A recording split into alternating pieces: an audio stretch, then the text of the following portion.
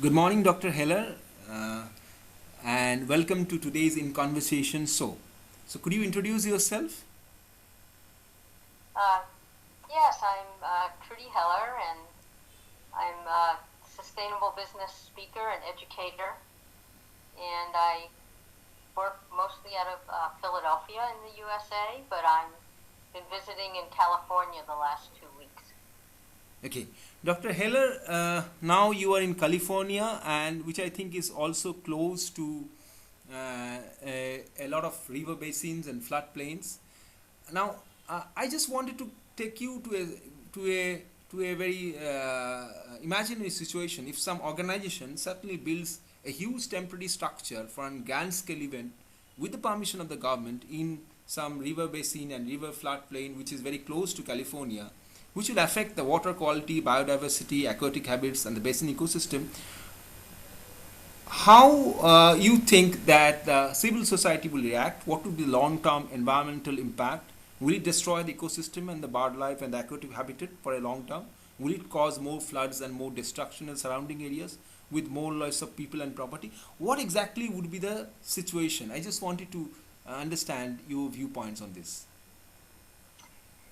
Well, I think it would never happen in the U.S., partly because of environmental regulations that would require environmental impact assessments, but also because of the citizens who just would be outraged at such a plan. And I see this as I've seen the evolution in the U.S. in the hospitality industry, which provides venues for conferences and events like this one. And there, some of the leaders created venues that were green in terms of the building, and they became more and more in demand by organizations that wanted to stage their events in a green venue. So they had a competitive advantage by having taken the lead and created green conference venues. And now there's some organizations that require conferences that they sponsor to be held in green venues. So it's been a good competitive advantage for the conference organizers that had the foresight to green their facilities, and now they have that business. So as I said, I think it would not happen here. That's great. Today. Yeah, that's great. So over a point of time, US has evolved, Yes.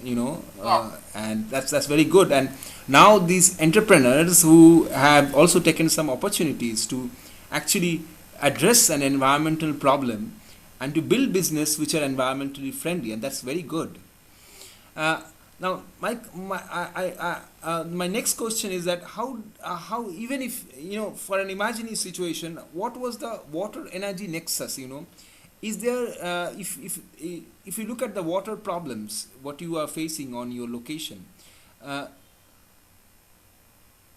if there if there is an less water, if it is available for production of energy, uh, will that be that because of permanent damage of the floodplains, or how do you think American civil society will react? Most of the things you are saying that, well, America has evolved or US has evolved to a certain point that we don't have such problems, but there might be certain kinds of environmental problem you have.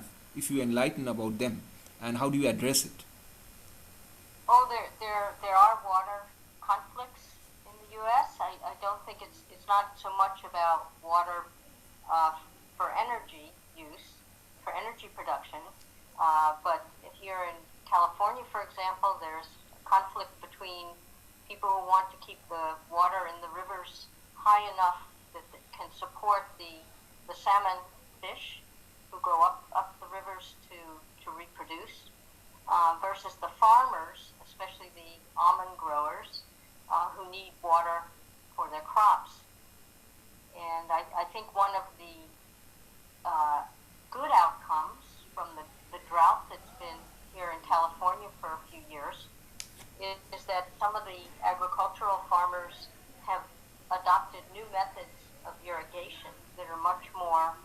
conservative of water use, and that's been a good outcome.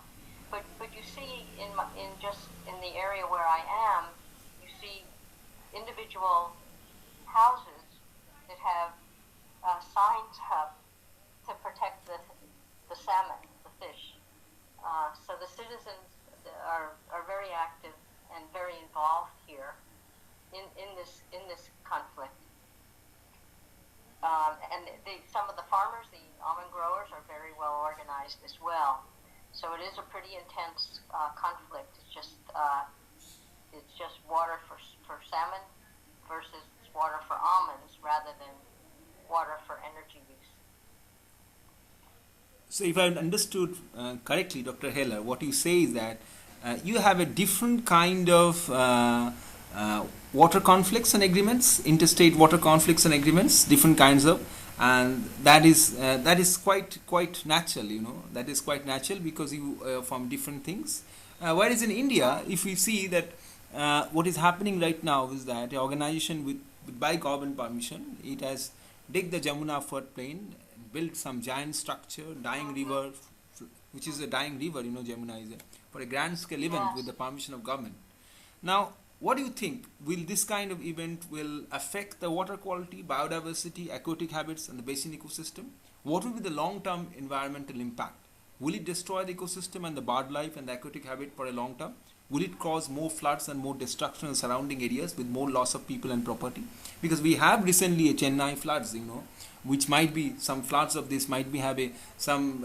It's not that all of these has, as I said, it's not very all of these wrongdoings on the parts of the part of us, not supporting nature, doesn't have only local effects. It has also non-local effects. So, what is your view on this?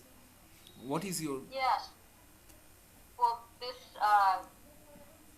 issue reminds me of what happened with some of the big hurricanes we've experienced in recent years, and they used to call them 100-year storms, but now they come much more frequently than once every 100 years.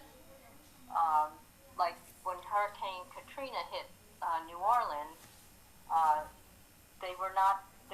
been a lot of loss of wetlands along the coast that might have protected the city from the force of the hurricane, but those had been destroyed, and now I believe there's an effort to try to rebuild some of those wetlands. There's certainly much more consciousness of the value of coastal wetlands to protect from these so-called 100-year storms, and also to protect from sea level rise, which is occurring because of climate change. Okay, so there is a non-local effect also, and there is climate change is, you can see the effect of climate change here and now, right? And Yes. And some of this climate change, the effect of the climate change is an human engineered thing. That means activities across the world which are not right, on terms of environment, actually lead to that kind of devastating climate change which you were seeing. Across the world, we are seeing extreme climates, we are seeing extreme hot climates, extreme cold climates, we are seeing hurricanes, storms, we are seeing earthquakes. The magnitude of them are very intense. Now, what would be this is my last question, what would be the foundation of a global culture? It would be to just to express our limited religious and our social belongings or our political ideologies. And if a global cultural festival or world cultural festival or cultural extravaganza happens on whatever plain, dying river plains, lacks of footfall, destroying the ecosystem, biodiversity, aquatic habitat, what exactly would be now the foundation of culture? That means, will it be this, some kind of swap, or will it be to address a more deeper issue like climate change and to come out from our backgrounds where we have limited perspectives, where we have different political ideologies which politicize this climate change, which try to address it from a very divisional perspective. What will be the message? What would be your message? How do you want it? What kind of global culture would help that we could control this mammoth thing which is developing, climate change, which is not only detrimental to the whole world. There is a lot of destruction which is happening, and we are not able to recognize that kind of destruction. And so, how would you like? What would be the message towards this? How would you like, as an environmental expert, how would you like people to react globally, engage themselves globally towards this mammoth, or towards this big destructive force we are facing on the name of climate change? Yeah. Well, there's research that shows that people's views about the environment and about climate change are formed in part from their social networks, their social groups that they belong to. So, for example, if you're a Republican, politically a Republican in the US of A, you're more likely to believe that climate change is not real than if you're not a Republican in the USA. And so I think that all of these groups need to understand that they are having an important influence on the people that congregate with them, and that they can. There's the hope here is that there can be a new global citizenship, that has an environmental awareness, because as you keep saying, this is a global issue, and whatever local environmental problems there are, they do affect the global climate, and we are all in this together. So there's opportunity for any kind of cultural group to embed environmentalism into their thinking, and to help us create a global citizenship that is environmentally aware. That sounds very good. That sounds very good. That if such kind of global culture could be developed that becomes environmentally aware, then that could be a boon to the planet. That could be something good. We can come together for a cause, for the betterment of the planet, and that should be the real good alliances. By saying this, we are completing today's conversation. We would wrap up the conversation, and thank you, Dr. Heller, for joining me. Thank you for giving your valuable advice and your understanding over this issue. Thank you very much. You're very welcome.